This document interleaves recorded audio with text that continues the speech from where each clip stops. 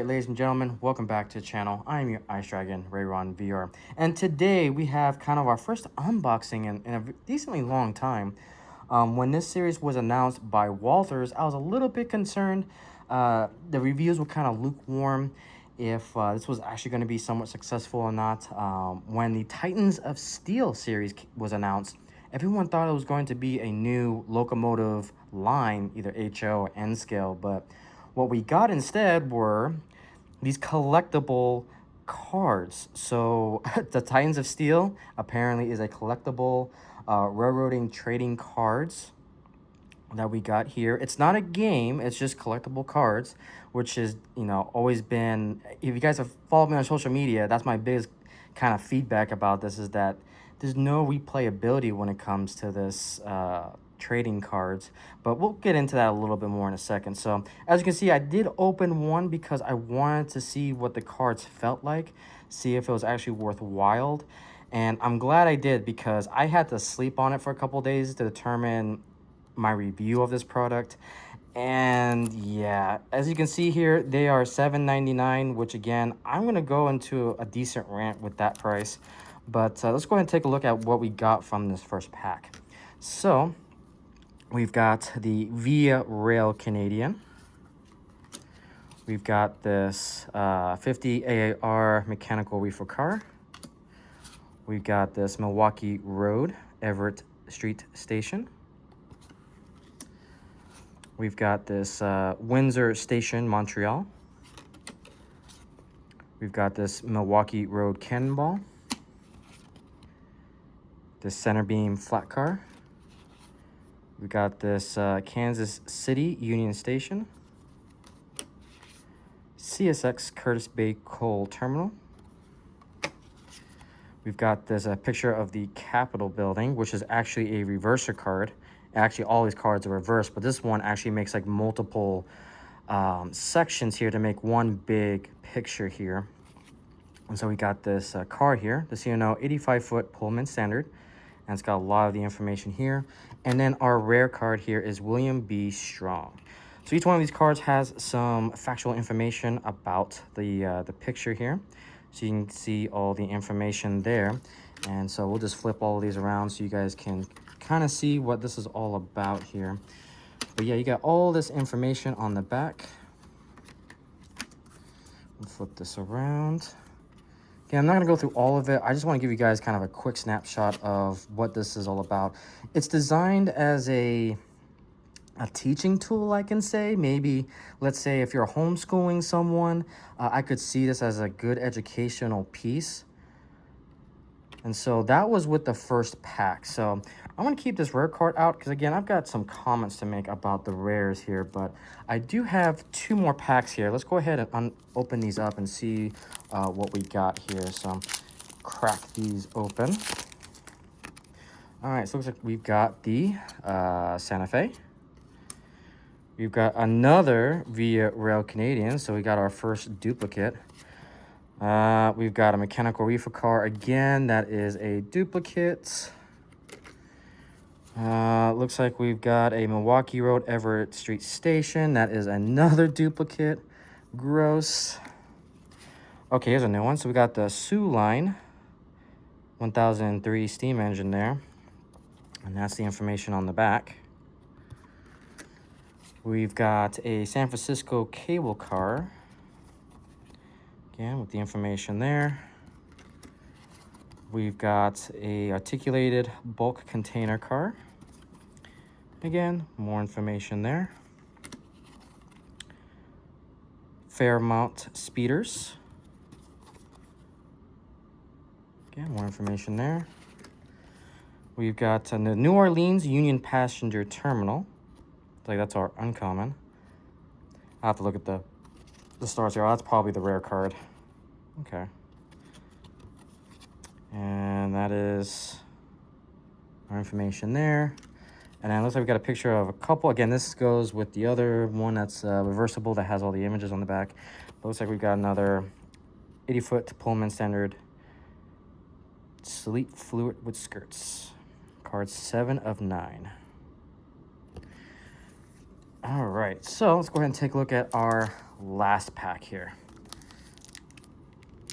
We're going to open this up. All right, so we got the Windsor Station, Montreal. I think this is a duplicate. We got Stevens Pass.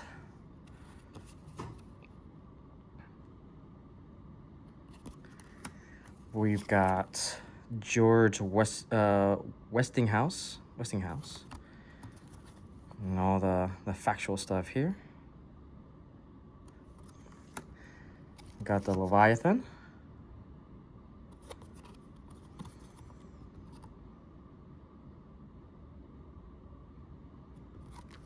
We've got a B&O Railroad Station.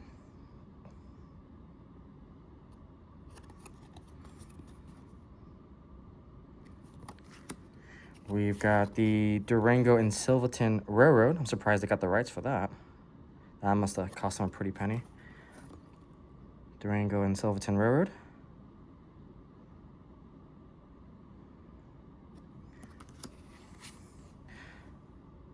Charles Davenport.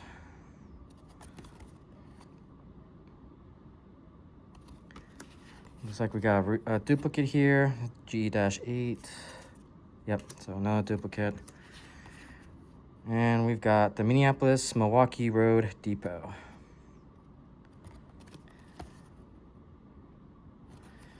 Okay, and then we've got looks like we got the post office baggage car. All right, so that is all the cards from this series.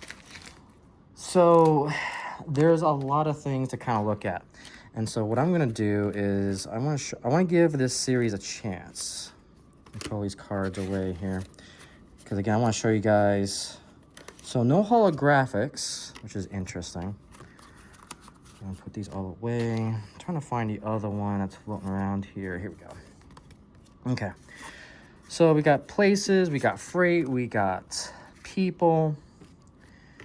And so here's kind of you can make your, consists. There's 3 of 9, 6 of 9, 7 of 9. And then when you flip these back around, it'll make like a giant kind of poster here in the back. So we got some of the pieces. I don't know if that goes there, but you guys can kind of tell the intent behind some of these cards are. Okay, so let's get to the feedback section of this kind of video. Do I like these cards? No. So let me explain. My hands are really sore and really abrased. When it comes to these type of cards, you guys are used to like Pokemon cards, there's Bakugan, there's Magic the Gathering, and these type of cards have a gloss finish on it. The edges are really thin, and I can, take the edge of the card and rub it against my fingers, and it won't hurt, it won't abrade the skin, and I can feel the quality of the card. That's why these type of games have lasted for so long, that they got that nice, you see how they glide off of one another. It just goes for the quality of the card, and that's why a lot of people play these cards, why they collect them, because they're made of good quality card stock. They're like the tier 3, I believe, card stock when it comes to these type of games. When it comes to these cards, it's rough. You can tell that is normal card stock, probably the worst type of card stock. The edges are really thick, and these edges will cut you eventually. My hands are really stinging right now because the edges of these cards are so rough, and it just goes for the quality of the cards is not that great. This is probably the worst quality cards that I have ever felt. And so it is really bad. Like for those of you guys who play collectible card games, think of it as those protective sleeves that are the cheap kind, that are not smooth, that have those abrased edges. Those of you who are Pokemon players, think of it as like the elite training boxes that come with those sleeves that have the abrased edging off of it. That's what these cards feel. They feel like a cheap quality. They will definitely, you can just see right here, the edge of the cardstock is already peeling, which already indicates that this is a very cheap quality when it comes to the cards themselves. You can just see the shear marks off of it.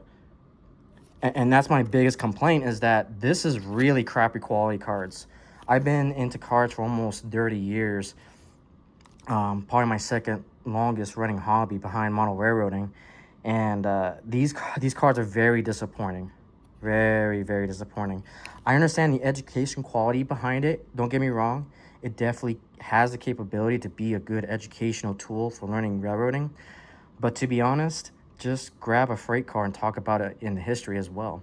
Another big complaint that I have is that typically in trading cards or collectible cards, you would have at least one holographic per pack.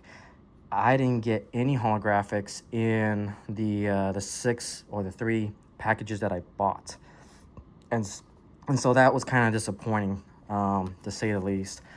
Yeah, so kind of really disappointed, to be honest. And then my biggest complaint about this is that I wish there was some gamification with these cards. I wish these had some sort of value that you can play against another opponent and have, let's say, a 3-person train, and have some sort of values that, by the X amount of points by the end of the game, you can win. You got bonuses like a CEO card.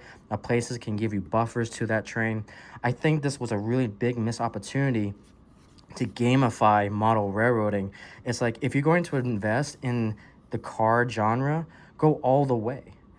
Make a game out of it, so that way there's an incentive to actually have some replay value when it comes to these cards.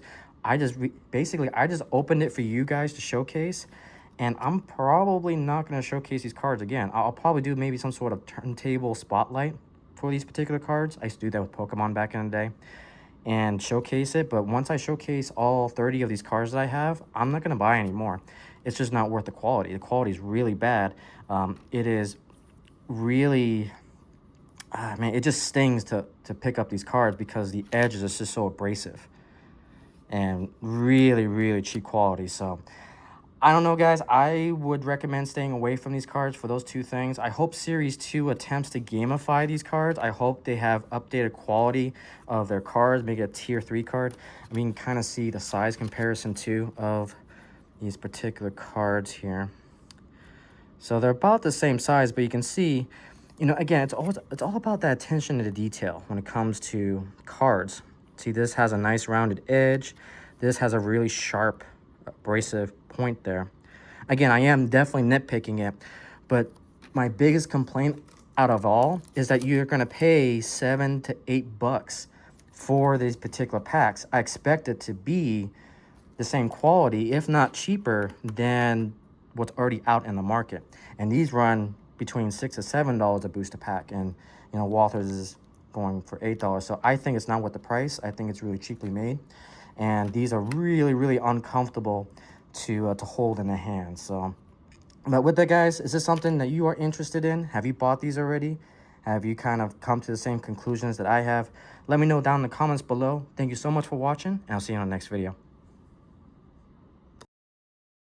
Alright, guys, if you want to be a part of the Frostline radio show and want to tell everything that you enjoy about railroading, feel free to submit an application over on Discord, and we can schedule out a time.